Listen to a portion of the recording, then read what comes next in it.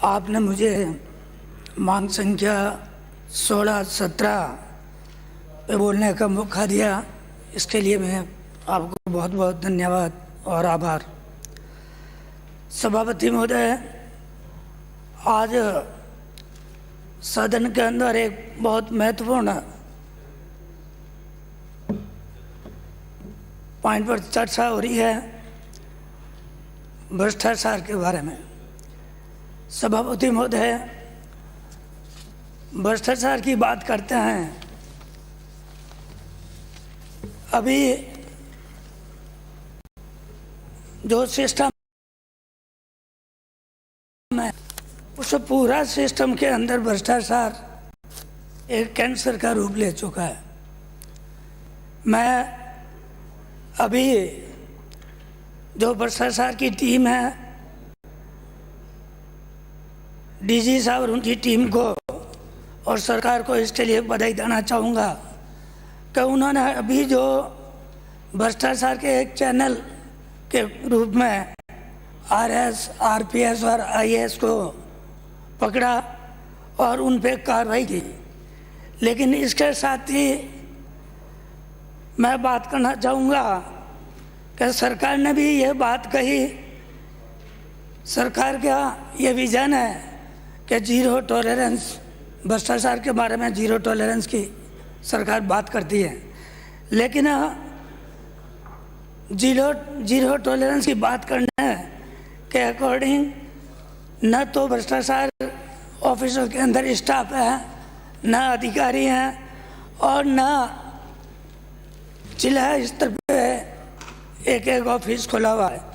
मैं सभापति महोदय आपके माध्यम से सरकार से मांग करूंगा कि अगर जीरो टॉलरेंस की सरकार अगर बात करती है, भ्रष्टाचार को जड़ से मिटाना चाहती है, तो जो भ्रष्टाचार की चौकियां हैं वो उपखंड स्तर पे खोली जानी चाहिए, ताकि जो लोग भ्रष्टाचार की भेंट चढ़ रहे हैं वो इजीली उनसे अप्रोच कर सकें, शिकायत कर सकें, उनसे बात कर सकें।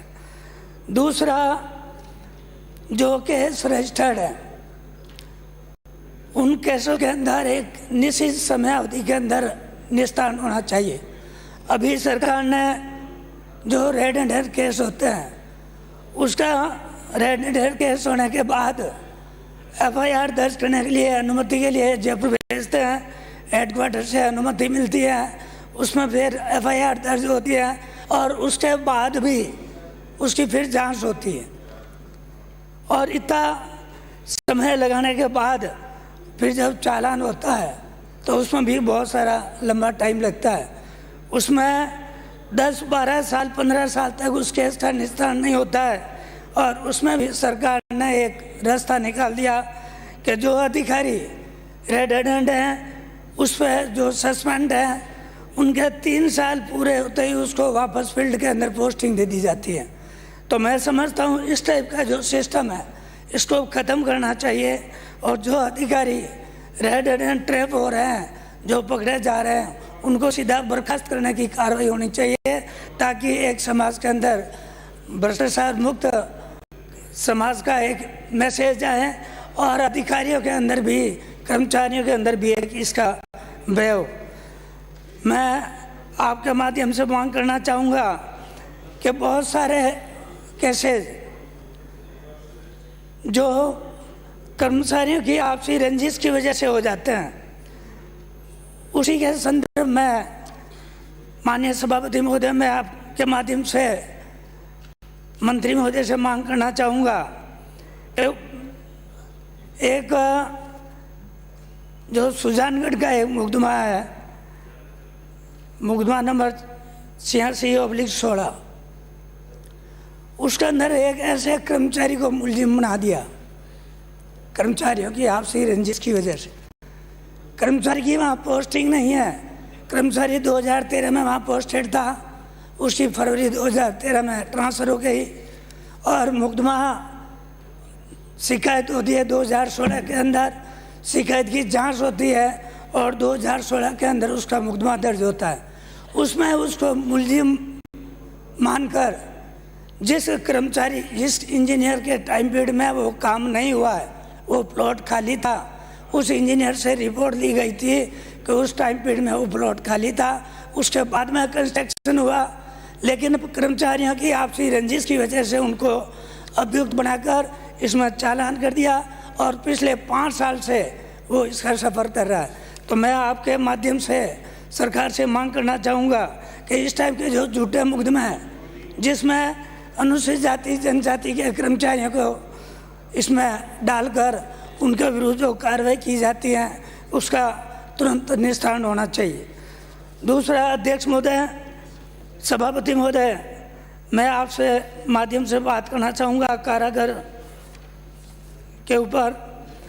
कारागृह की जो व्यवस्था है उसमें भी नफरी बढ़ाने की ज़रूरत है। नफरी कम है, जेलर परहेजियों की और नफरी बढ़ाएं और उनकी सैलरी भी जो सरकार ने एक डिसीजन कर रखा है कि उनकी तनख्वाह भी एक पुलिस कांस्टेबल के बराबर हो, वो भी उस पर आदेश करें। जेल कारागृह की बात करें तो जितने भी गिरोह कारागृह के अंदर बैठे हैं वो सब अंदर से जितने अपराध हो रहे हैं, बाहर जो अपराध हो रहे हैं उनका 60% अपराध वही लोग जो गिरोह जेल के अंदर बैठे हैं, चाहे तस्करी हो रही हो, चाहे किसी को मर्डर हो रहा हो, चाहे कहीं डकैती करवानी हो, चाहे और किसी तरह का कोई जुर्म करवाना हो, तो वो जो अंदर गिरोह बैठे हैं वही साले अंदर से संचालित कर रहे हैं। तो ये जो व्यवस्था इस टाइप से भ्रष्ट व्यवस्था बनी हुई है उसमें सुधार की ज़रूरत है। यही मेरा आपके माध्यम से निवेदन है। मैं सभापति महोदय, भ्रष्टाचार की बात आती है तो सबसे ज़्यादा जो सफ़र करते हैं वो ग्रामीण क्षेत्र के अंदर जो कर्मचारी है, चाहे वो रेवेन्यू विभाग का हो, चाहे पटवारी हो, चाहे ग्राम सेवक हो, चाहे और किसी भी विभाग का कर्मचारी हो, सबसे ज़्यादा भ्रष्ट सिस्टम है वो वहाँ से शुरू हो रहा है। इसलिए इस पर सख्ती की जाए और सख्त कानून बनाया जाए ताकि बड़े बड़े ग्रामीणों को लूटे नहीं, उनके काम हो और वो भ्रष्टाचार की इस सिस्टम के बेड़ नहीं चढ़े। पुनः मैं आपको मेरे को बोलने का मौका दिया, इसके लिए बहुत बहुत धन्यवाद। आभार। जय भारत।